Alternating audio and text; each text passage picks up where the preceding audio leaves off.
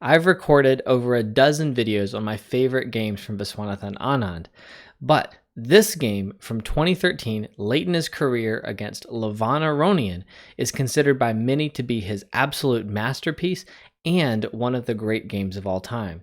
In an exciting and theoretical semi-Slav, we have a high-level battle where Anand offers multiple spectacular peace sacrifices to bring home the win. The game opens with a semi-Slav with d4, d5, c4, c6, knight f3, knight f6, all theoretical moves, all well known to both players. In fact, it's not until around move 12 that we start to see innovations from the players as Aronian plays innovatively with knight g5 in this position. The move knight g5 strikes out and focuses in on this sensitive point on h7, and there's an idea to pull a knight back into e4 when this bishop is attacked, and maybe white can establish a clamp on the square c5 and hold back black's counterplay. The problem is that Anand has no time for this, and instead of making any effort to defend this pawn on h7 here, he's going to strike right away. I should point out that theoretical here was pawn h6, which we're not really going to get into because it allows white to execute on his plan. And there is also the theoretical bishop takes h2, which probably is what Aronian was hoping for in this position. You have a classic tactic here when king takes knight g4 check, king back, queen takes g5, does pick up a pawn on h2, but after white plays pawn f3 and pushes this knight back, white can expand in the center with a really interesting complex position where white has a nice center. The bishop that black has remaining here is not able to currently get free. And it's an unclear position that I think Aronian probably would be really interested in playing. Instead, after knight g5, Anand strikes with his opening idea. He plays pawn to c5 in this position. This is a really thematic move. When you're playing a semi-Slav where you have this structure here, you've captured on c4 and given up your center, you are playing for the move c5. This is the critical idea in this pawn structure. When you can play c5, all of your pieces really start to come to life, and without that move, you end up really getting contained by white. So c5 is correct, but you have to justify it tactically. There's a number of sacrifices here that we should look briefly at. First off, if knight takes b5, it's now just time to go for the tactic we looked at earlier with bishop takes, king takes, knight g4 check. And now when we take on g5, we're really happy. At this point, the bishop is also involved in the attack because it was freed by the move c5. And white's knight is misplaced over on b5. At this point, black's attack is really strong and his position should be winning. If bishop takes b5, instead picking off that loose pawn on b5 that's left hanging by our push c5, it's nice just to trade on d4, play h6, and push this knight back. It can't go here because we'll mess up the white pawn structure, but when it goes to h3, it doesn't feel very happy over there, and black can feel really good about his position after a move like queen c7. When his structure is good, his minor pieces are good, and you have to love bishops like this. It's a very nice position for black right here. So maybe the best move that Aronian had after c5 was to take on h7 with bishop takes h7 check. At this point, if the king steps over, which is of course the right move, you can't take, you'll get checkmated right away. White can play bishop e4, which is very interesting, shutting down this bishop and trying to trade it. Yes, black can go ahead and trade here on e4, and then pull his bishop back to e7 when both the knights feel a little bit precarious. But this is a very unclear position, and a lot of things could happen in this game. If Aronian wanted to try to repeat this line, this would probably be the way to go. There's also an option after bishop takes h7 and the king moves over of playing pawn f4 to support the knight. When there's a trade here on d4, black can play g6 to trap this bishop, and now the bishop should give itself up and the resulting position is super complex and unclear. There's a bunch of analysis from Anand in this position and in some other theoretical positions in this game. He posted some great analysis in the Informant magazine, but I'm just going to skip over all of that and say it's really unclear. There's a lot that could happen, a lot of theoretical analysis, and it's not why you're watching this video. You don't want me to go 10 minutes down what could happen after pawn g6, bishop takes g6. So, in the game, after pawn c5, Aronian settled on the move, knight takes h7 over here, choosing to grab this pawn on h7 and call Anand's bluff. Now, Anand responds with knight g4. He's got an idea immediately to take on h2. He's also got an idea of queen h4, so the threats are coming pretty quickly. It is possible here to play pawn h3, and black gets a really nice attack, but the position is probably unclear after this check, and the queen comes in. You definitely can't take here because bishop check will mate. I'll show that. Bishop check, king over, and mate. Very beautiful. But after the queen comes into h4, you could play bishop e4 or pawn d5, which again are really complicated. There's pages of analysis. I'm not going to get into it, but it's unclear, and white could definitely do this. Both players have really, really interesting chances in the complex positions that can come about there. Instead, Aronian played probably a suspect move with pawn to f4. This does shut down this bishop seemingly, but it means that all of the white center starts to become quite fragile right here, and Anand is going to take advantage of this right away.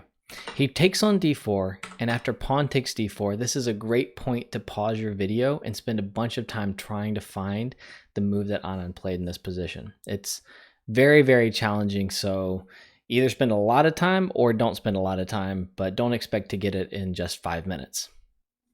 So, in this position, Anand played the great move bishop to c5. He puts his first minor piece en prise. The main point here is that if the bishop is captured, knight capture c5 actually creates two threats. Obviously, there's a threat to grab this bishop on d3, but if the bishop moves, for example, bishop e2, you can just execute on the second threat and bring the queen one square, short here on the d file. Instead of going to d3 where the bishop was, you come to d4, and this is a crushing position. The king can move over, but you just give this check here. Of course, we can't keep allowing this because we have smothered mate. If you've never seen this check on g1, Google smothered mate. It's awesome. After the rook is forced to capture, the knight gives checkmate and the king has nowhere to go. But even if white anticipates that and makes the sensible capture on f2 earlier, rook takes f2, this is a winning position for black because there's a threat of mate with bishop takes g2, there's a threat of mate with queen takes g2, and there's a threat of mate with queen e1 when after one block on f1 we would capture and it would be checkmate. 3 checkmates are too many to stop in this position, so black just wins the game on the spot right here. So after bishop c5, Aronian realizes I can't take this bishop, and probably at this point he got a little bit of a sinking feeling in the stomach. Maybe he already wasn't happy after the move c5, but when bishop c5 hits the board, after a few moments looking at this, you got to go, this is trouble. I'm probably losing a game, and it's probably a game that's going to be published everywhere, which would be correct. So Aronian tries bishop e2 here, pulling the bishop back and tapping that knight on g4. This is another great point to pause the video and figure out what Anand plays, because he finds another magnificent hammer blow that makes this game famous. So at this point, Anand plays knight d to e5. Fantastic. He's leaving his minor pieces en prise 3 different ways in the center of the board, and he's just refusing to go backwards at all. He marches forward. Of course, what this knight move does is it opens up the queen to fire here against this square on d4. We already saw what can happen if the queen gets to d4, and The opening up of the knight, opening up with the knight coming to e5 only makes these threats stronger. For example, if the knight is captured with either pawn, let's just say we capture with the f pawn, then you have the immediate mate with queen takes check, king over, and because the bishop is defending the queen, you don't even have to use any fancy knight checks. You can immediately sacrifice the queen and force rook takes g1 and knight f2 with smothered mate. Very, very beautiful. If the bishop was captured on c5 instead, with pawn takes c5, eliminating that bishop, we just execute on the same threats we saw before. The queen does get into d4 with check. King over, we give knight f2 check. Again, there's the idea of smothered mate, so you have to get rid of the knight, but after queen takes f2, we have mate, mate, and mate. It's game over right here. You can only hold off mate for a few moves as white. So knight de5, 2 exclamation marks, the perfect follow-up to bishop c5. Great hammer blows. Aronian now tries the move bishop takes g4, getting rid of one of those pesky knights. Anand throws in a check here. Bishop takes d4 check. And after king h1, knight takes g4, Anand no longer has any minor pieces hanging, but he does have an exchange hanging here on f8. So the sacrifices aren't quite done yet. We should point out here what would happen if knight g5, if the knight steps back and makes a mate threat and Aronian decides to be less greedy and to try and shut off the queen from getting into h4, which is a big threat, of course. If the queen could get to h4, that'd be very powerful. The best move is pawn to f5, which intends to include the rook. And if the knight steps up in here thinking for a moment, hey, I'm hot stuff, I just gave a triple fork, this game is turning around, you just bring the queen in and there's no way to defend h2 with checkmate. Pawn h3 doesn't do it because this is made on the spot. We have a nice pin here with the bishop on b7 helping out. So Aronian decides, I don't have anything better, and he goes ahead and captures this knight on f8. Now, it's already good to capture here. This works out well for Anand, but after queen h7, there's a little bit of counterplay. The queen is stopped from getting to h4, so instead of doing king takes f8 and allowing the queen into h7, Anand finds a really nice move, pawn to f5 here, closing down queen h7 and eyeing the possibility of queen h4, which we've already mentioned, and it is a huge threat.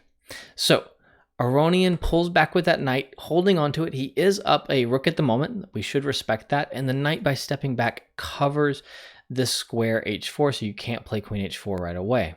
Of course, that idea is still in the air, and Anand plays queen f6, intending for the knight to move, so he can play queen h4. If the knight moves, he actually doesn't have queen h4 yet, because the knight on g4 can be eliminated and the mate threats can be stopped. So after knight e5, you have to play knight takes h2, which is a very, very nice move and wins the game right here. If the king goes ahead and captures here on h2, we have queen h4, mate on the spot. The queen covers the g3 square, so no chance to run up. And of course, the bishop has the g1 square. The king gets shuttered on this h-file right here. So after queen f6, eyeing this knight, trying to get to the h-file, Aronian tries pawn to h3 here. The queen captures on g6, and even though h3 was played, there's not actually an ability to capture this knight here because you just go to the h-file, pick your square, it is checkmate. So Aronian tries queen e2 right here, trying to improve his queen's placement. Queen h5, which does threaten queen takes h3 because of this nice pin right here. Queen d3, trying to defend this h3 pawn. And now Anand ends the game. There are a few ways to end the game, but he plays a nice move. He plays bishop e3, an interference move, so that if the bishop is captured, he can simply give mate right here because he cuts off the queen's defense of h3. Very, very nice. The move bishop e3 was enough to force Aronian to surrender a game that he had been probably aware he was going to lose for a while, and aware that he was losing in the process of losing one of the great games of this century. I hope that you enjoyed that game. It's certainly a really, really special game. I'm not even sure if it's my favorite Anand game, but it is definitely his consensus best game at this point, I think. If you liked it, do check out the playlist with lots more great games from Anand, and also subscribe and hit the bell so you'll be notified of future videos about other great players.